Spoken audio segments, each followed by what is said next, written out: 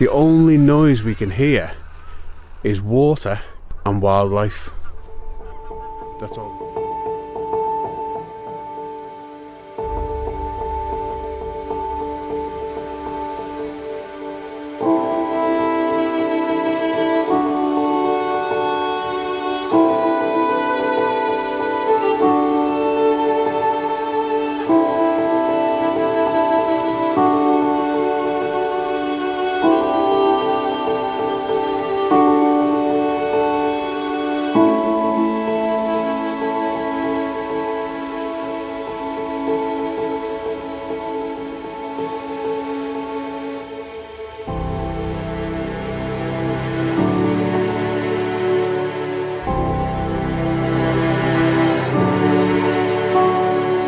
You've joined us in, I think it's Spittal of Glen Muick. It's near Loch Muick. It's a very, very long dead end road basically. It's quite a wild landscape around here. We've parked at a car park which is £5 all day.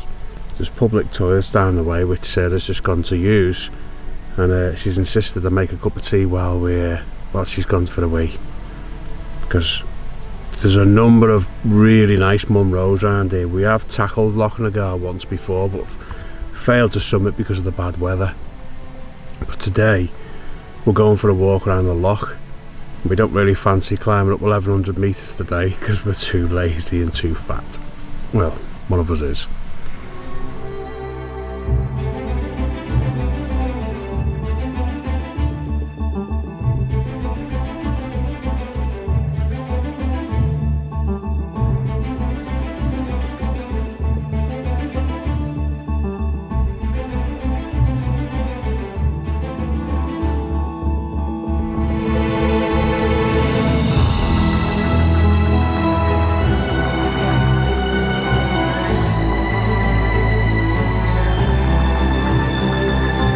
Look at this, alongside the loch with a tiny little beach, we just spotted a gang of deer in the distance. I tried to capture them, I got a few photos, but my long lens was that long and I was zoomed in about 300mm plus. It was shaking all over the place, didn't have time to get the tripod out, but I did capture some earlier on with the tripod, so hopefully that'll look a little bit better. This view, what we're looking at now, is just surrounded by Munros in front of a massive loch and hardly any people. I think it's raining.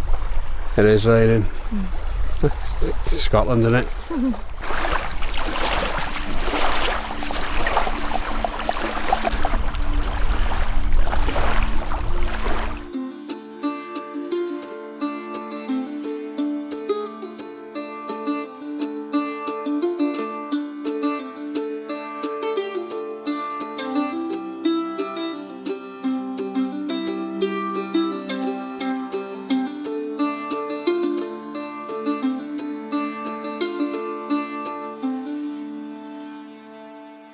This camera has been in and out of my bag as often as the sun has been in and out of the clouds here. Changing all the time. It wouldn't change it for the world because it just creates so many different moods. This place is absolutely outstanding. Can't see a single person. No cars, there's no shops, there's no signal. Just nature.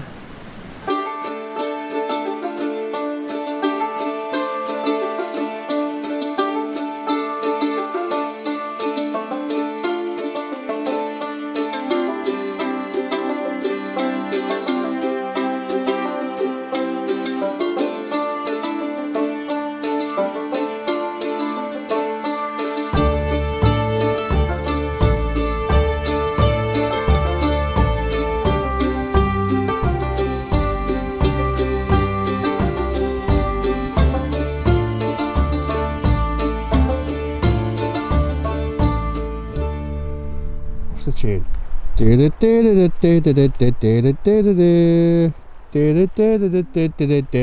Rainbow. The past of gold is a chip shop. Sells chips. The weather here now. and chased by the rain all the way down the loch. We've gone from cold, windy and chased down the loch by the rain clouds to taking our coats off and sweating. Actually worried about midges hatching now. Good old Scotland. I think I need to clean my lens. We've just seen a big old stag on his own grazing on the hill to the left. What a place.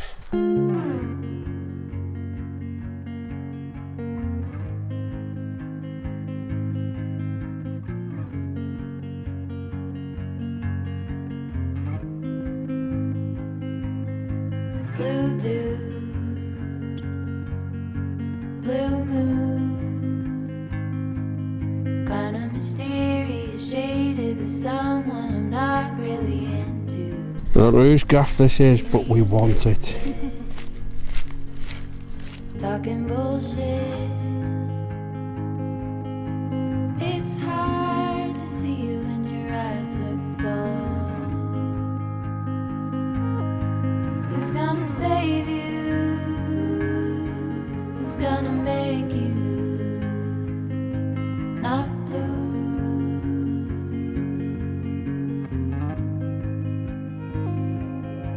Not blue.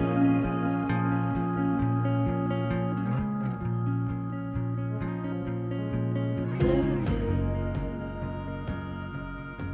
Bad mood. We might have just found the perfect wild, real wild camping spot in our van in the heart of the Cairngorms National Park. This is the perfect place to cook your tea. Have a look at this.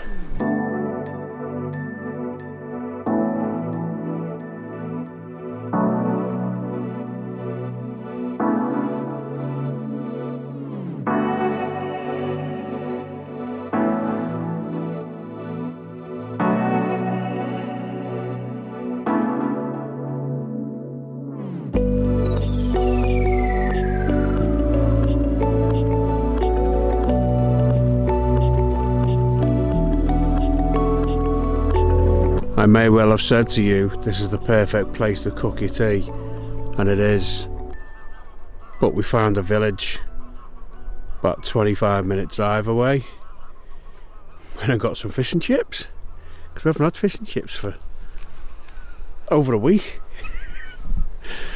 But look at my surroundings. There is no shops. There are no people, no cars. The only noise we can hear is water and wildlife. That's all we can hear. And I can see the sun is just setting over this mountain here. But you can see it. You can see it illuminating the mountains down there and the trees and the hills, and Jack's just rolling around like a idiot.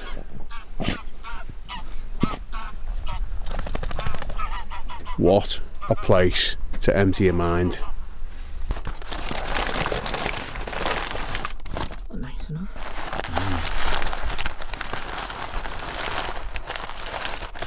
Do you want a place where we just eat them like that? Like that.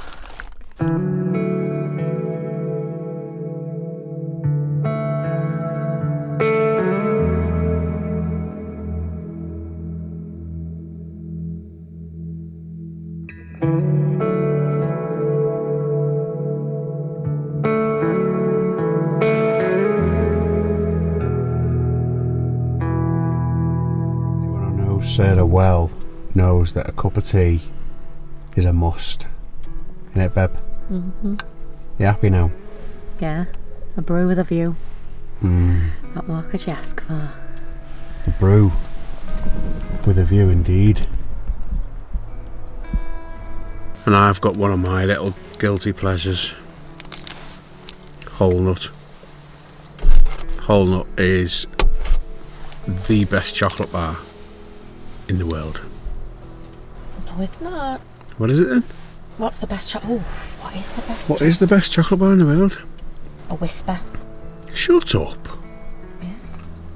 It's got no substance to it. It's just chocolate. A Kinder Egg. No, Kinder Egg isn't a bar of chocolate. It's chocolate in an egg shape. No. It's a Whisper then. No, it's not. Whisper. A Bueno. No. Is a bloody good option. Whisper. Spirers. Does anyone remember Spirers? Does anyone remember a Cadbury's Spira? That was the best chocolate bar in the world, and they stopped making them. And I used to drink my tea through it like a straw, and then it'd melt from the inside, and then I'd eat it, and it was amazing. They stopped making Whispers for a long time, and then brought them back out. So, bring back the Spira. Hashtag bring back the Spira, yeah.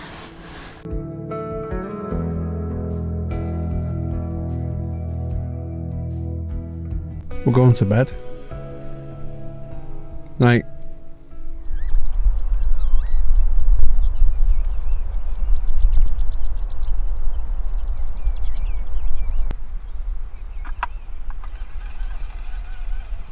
We'll take that.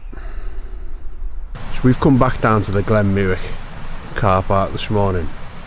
We woke up in that stunning location. Unfortunately, biology took over and I needed a number 2. Well, Sarah did, but Alan did. So we're going to attempt to do the whole tour around the loch today. How many miles was it? It was about 8. It's raining and it's 8 miles. Well, no way in the world. It's raining, but if the rain stops, we'd like to do the 8 miles because who is it? Queen Victoria's holiday home is on the banks of this loch. It was the home she used to go to after Prince Albert died, and they called it like her widow home or something like that. The what? The widow home. Something like that. Get your cup of tea. Always. Squad goals. You can't stay in this car park overnight. It doesn't say you can't, and there's no barrier. But when you pay for your park and it then says you've got so many hours to leave, which leads me to believe they don't want you sleeping here overnight. Now where we slept is on the only route into Glen Muick. It's about a 20-minute drive from beginning to the dead end. You'll find lots and lots of spaces there. There's a load of passing places, but there's a number of good lay-bys that you can sleep in. It just says no caravans, no campfires and no barbecues. So as long as you don't do any of that. And you don't park in a passing place. Yeah, don't park in a passing place. You won't ruin it for anybody else then. So we don't need to tell you the exact location we slept in, because if you take that road to Glen Muick, when it said the sat nav says you've got 20 minutes left to the car park at the end, you know you're on the right road. When you drive along that road, you'll be gobsmacked. After waiting many hours, we've finally been rewarded with some remotely clear sky. So, we're off. Sometimes you are just rewarded for getting out and about. It's moody as F, but look at this. Something on my mind, finally not afraid to say it. I know it took some time, used to read it in a press release what I was going through, but I got stories too. About 20 minutes ago I was about to say you can keep hold of your sunshine. I like this moody weather, and then all of a sudden we got piss wet through. The camera had to go in the bag and everything. But right now it's drizzle, but you can see behind me over that way the sun's just starting to come through the cloud. I can't tell you how good this place is. You've got to come and see it for yourself. I can't get the drone up and show you in all its glory because it'll get drenched. So the rain held off long enough and we walked past another gang of deer. I don't know what you call them, but now it's a gang. And I've just got a little bit of shaky B-roll because I've had to zoom in on this fairly small lens. I zoomed in at 135mm. That'll give you photographers an idea as to how close we are. But they're literally just here on the hill. There's 8 of them in total. So there's 5 here.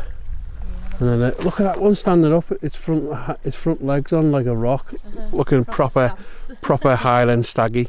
They're up there somewhere. But they don't half blend in really well because all this. Oh, here's the fucking rain again. Some of them are laid down in the heather with just a head sticking up above. All you can see is a little head and some big old antlers. And Jack fancies his chances.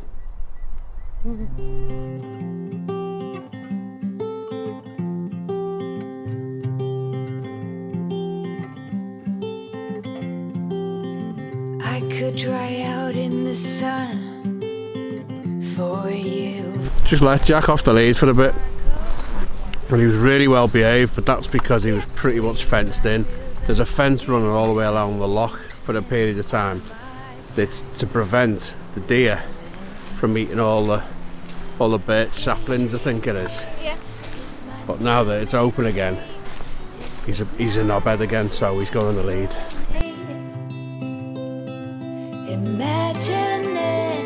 We think we found the entrance to Queen Mildred's estate. Queen Victoria. Queen Victoria's estate. I thought it was Princess someone. Victoria. Oh, right, okay. Every step, every breath for you. My head's up over the clouds.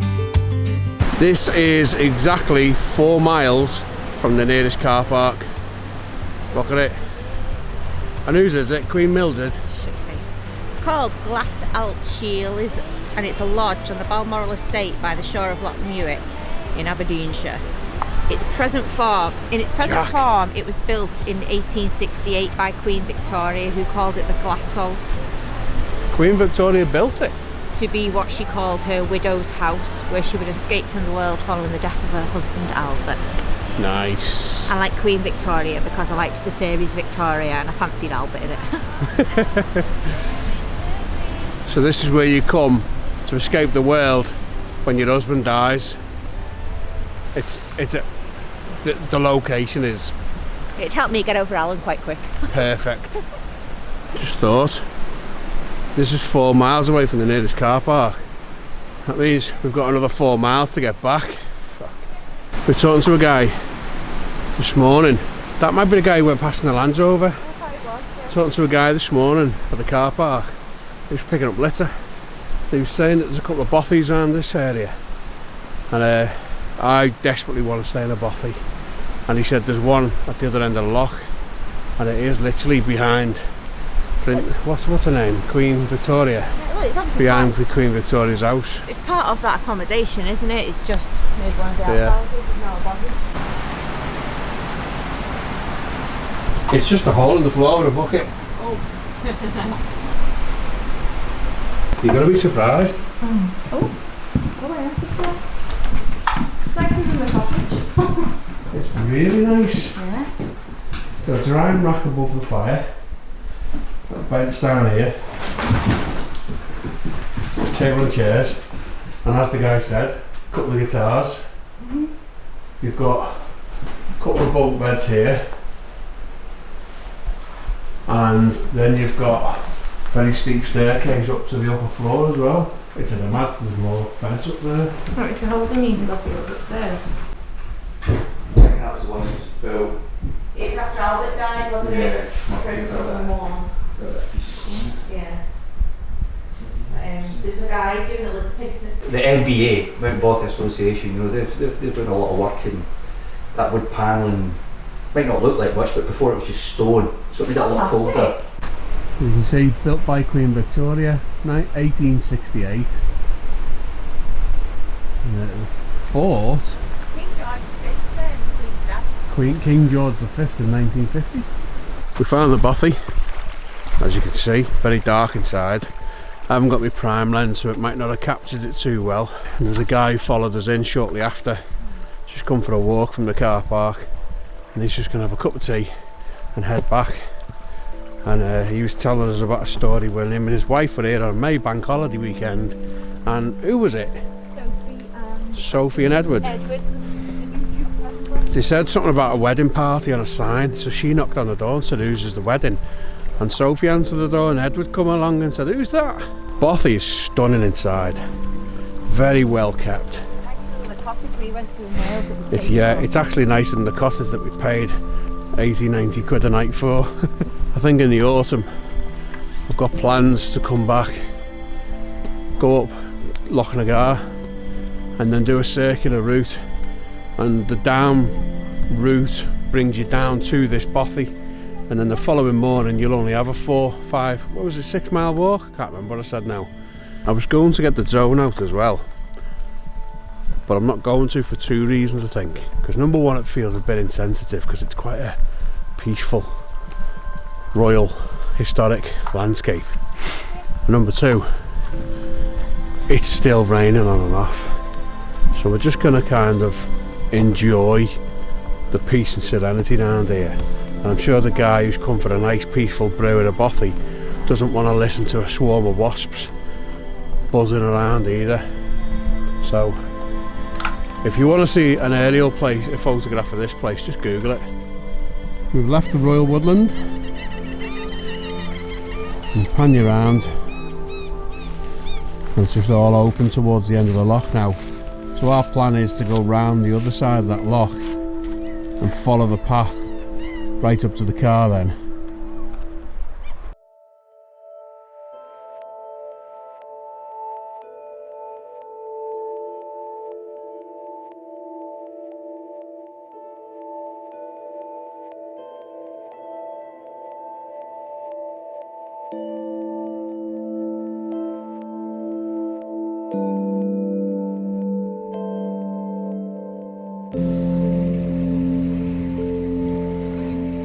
We can't even see our final destination because it's around that corner.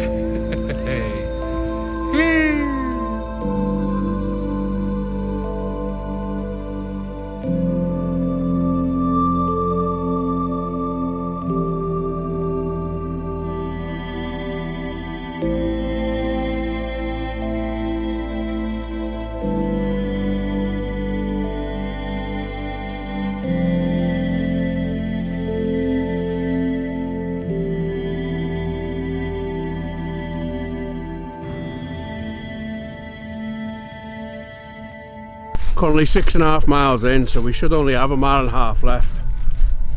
And route's pretty good. On this other side of the loch, it's a little bit gnarlier than the other side. The other side's literally like a road. Obviously Queen, what's her face? What's her name? Victoria, Queen Victoria. Obviously had a carriage taking her down there. This side is, you definitely need a Land Rover Defender to drive down this side. But what a great route. I've said it all along, the reward for rain is waterfalls.